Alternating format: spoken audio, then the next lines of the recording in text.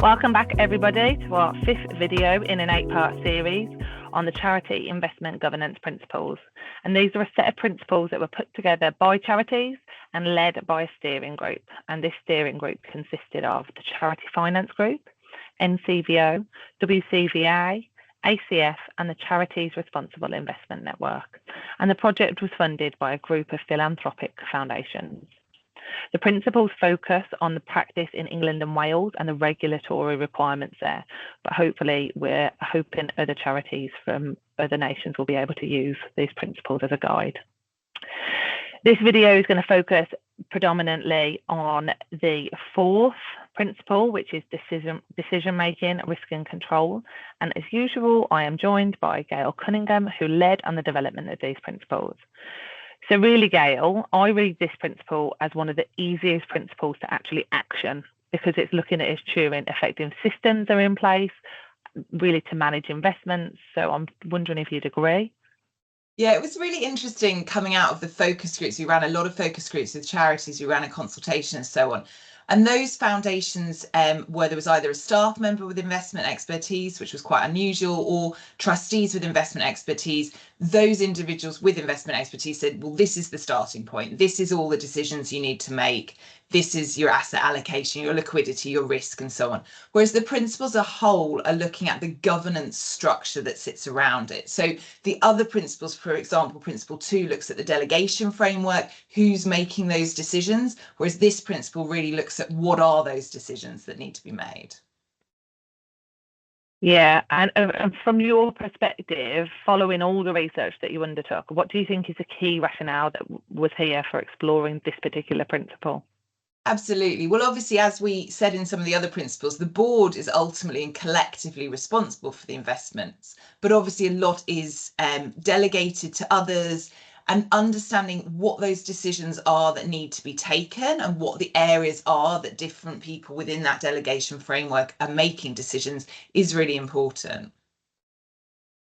I guess for me, as a charities investment advisor, the first point is what I'd argue is the most important point in this principle, which focuses on taking investment advice. So can you please maybe talk us through what this means for charities? Absolutely. And as you say, it's the first point in this principle is around what does taking advice actually mean in a charity context. The Charities Commission's guidance obviously goes into detail about you should be taking professional advice before making and reviewing investments unless there's a good reason not to, which might be because you've got enough expertise at the charity or you've got limited and low value investments. And the Charities Commission also goes on to say advice is usually given by an investment manager or advisor, or a trustee or other individual with relevant experience and ability. As we said in some of the earlier videos, there are drop-down boxes throughout the principles where you can explore a little bit more detail, a little bit more explanation. And for this principle, that really goes into who are those sources of internal and external expertise. So obviously internally, you may have a staff member with investment expertise, but it is fairly unusual to have that in-house. More commonly, you might have a trustee or you might have an investment committee that's made up of both trustees and externally co-opted members who have investment expertise. And we talk a little bit in the principle about what types of advice you might need. So if you've got fairly straightforward investments and you don't need a lot of expertise, it might just be someone who's got sufficient financial understanding. So it's an accountant or someone who's run a business.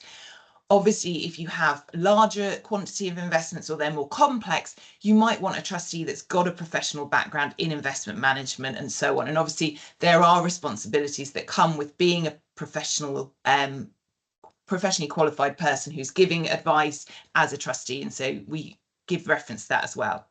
More interestingly, perhaps for you, is the external advice and where that advice can be given. And what we set out are the differences between advice that's given by an investment manager, which might be restricted to products that their organisation provide, and advice given by an independent investment advisor, which might be across a wider range of products typically. And so this principle explores what those different types of advice look like and when charities might want to be getting that advice. It might be one-off advice if they're going through a strategy review or that type of thing. It might be ongoing advice on the portfolio and so on, or it might be advice on appointing other external providers. So we look at all those external sources of advice.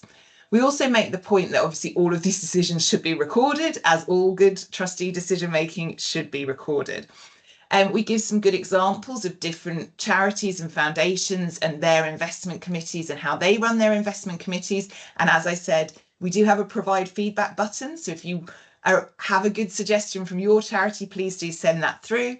And we also give some examples of what external investment advice looks like. And so the Charity Investment Consulting Partnership has put together a trustee guide on accessing investment advice. And so that's something that people can look at as well.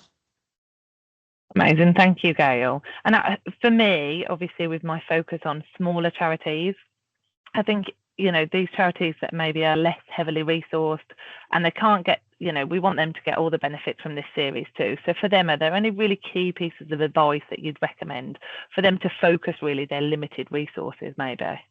Yeah, absolutely. And as we said in one of the earlier videos, smaller is such an interesting term with charities and charity investments, because obviously the vast majority of charities hold a relatively small amount of cash, a few £100, a few £1,000 in a bank account. And for that, we have the smaller charities that mainly invest cash document. Obviously, once you get up to some larger amounts, but still what are considered smaller charities, so perhaps a few 100,000 up to a few million that you're holding, where are you looking beyond a bank account? What are the types of investments you might want to look at? Obviously, you can go to external professional providers, ask them for advice, and get that advice, and look at the different types of professional advice that you can access.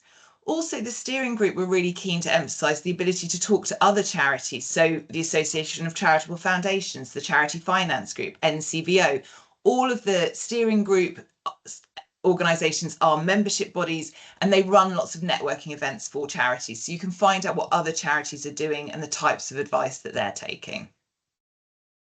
Yeah, and it's really important. And, I'm really glad that the principles also have that focus on different sizes within the charitable sector, because ultimately it's so wide ranging, isn't it? And I know this is quite a long one, but ultimately maybe it's worth us taking our time here, just strategically for a charity, maybe exploring some social investment opportunities or changing to a total return approach in their investments. How are they going to be getting comfortable that these are the right decisions for the charity? And is there maybe any guidance or examples that you can point to that might help here? Yeah, it's a really interesting that we've actually managed to get as far as Principle 4, and I haven't yet mentioned the glossary. So those of you watching will be pleased to know there is a really comprehensive glossary of all the terms that are used, like total return approach, social investment, and so on. So you can go on there and make sure you really understand what we're talking about.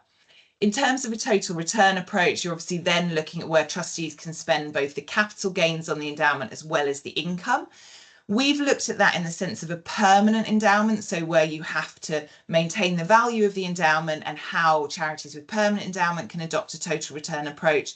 But even if you don't have a permanent endowment, which is obviously the vast majority of charities, if you're making investments, what might you want to think about in terms of a total return approach? On social investment, and obviously social investment is defined in charity law and it's set out in the CC14 guidance from the Charity Commission. And that's where you're investing in order to achieve the charity's purposes through the investment. So you might want a financial return that's intentionally lower than the sum invested, perhaps a return of investment rather than a return on investment. So you're getting back the money you invest, but not necessarily anything more, or you're not even getting back quite the full amount invested. It's different to a grant, because obviously a grant, you're not expecting any kind of financial return. And so we explore social investments both within the glossary, within the principles themselves, and in a standalone section on responsible impact and social investment. And just to recommend to organisations, if you are a charity that's looking at taking on social investment, you might want to be an investee. Better Society Capital's Good Finance Project has a really great website with lots of resources for that. If you're a charity that's looking to make social investments, and particularly obviously for kind of larger endowed charities that have the ability to sacrifice some returns and so on, you can speak to the Association of Charitable Foundations. They run the Social Impact Investors Group. Amazing, Gail. And I know that this is a slightly longer episode, but I'm really glad that we've managed to cover those key points. The Charity Investment Consultant Partnership is a newly established group that aims to enhance the outcomes of beneficiaries through the use of independent investment advice, and Broadstone created this group and now chairs it, really to help support outcomes for beneficiaries of charities. So given we've covered a lot today, I'll just mention that you can go to broadstone.co.uk where you can subscribe to this channel, and you can follow us on the next principle 5, which is effectiveness. And please do feel free to log on to CIGP.org.uk if you want to look at these principles in full. Thanks very much for joining today.